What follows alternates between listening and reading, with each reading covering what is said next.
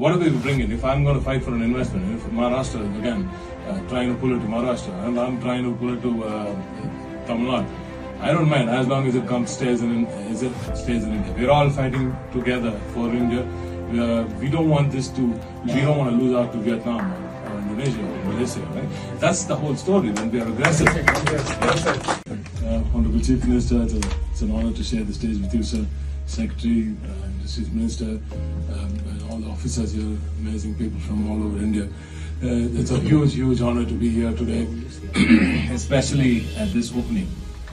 I'll tell you what happened last year. Last year, we took Davos by storm, and it was just an India show.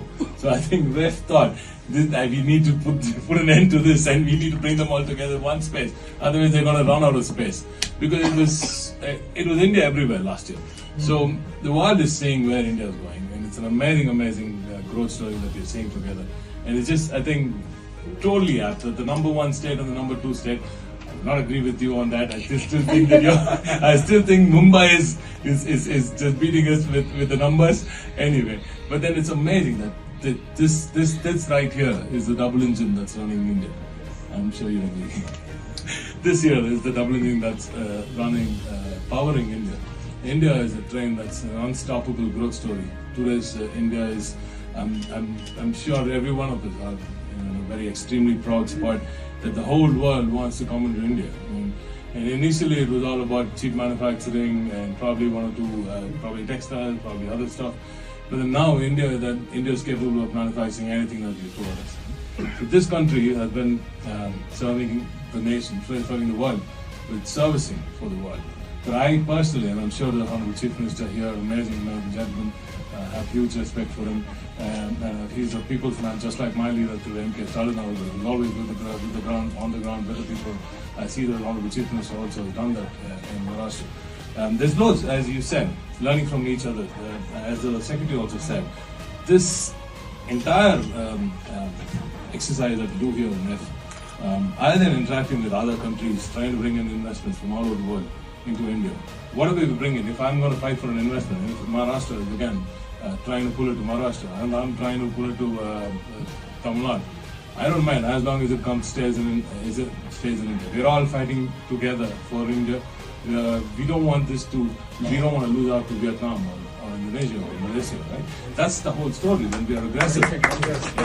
Today we call Tamil Nadu the talent capital. I don't want to do this with the Chief Minister next to me, but we are the auto capital. We are 40% of India's auto companies are manufactured right there in Tamil Nadu. I'm sure with Maharashtra together, it will be probably 60, 70, 80% of India's manufacturing.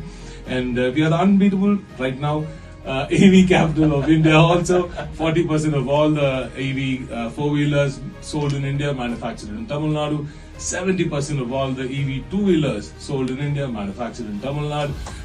So as I said, this is all. Thank you. And all this comes from that one investment that we made as a state long back, 100 years back.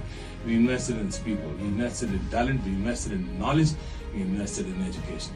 And I know the Honorable Chief Minister also feels the same. Education, ladies and gentlemen, that's the one thing that's driving India today. I'm extremely proud while I say this. But also one part of me is extremely sad.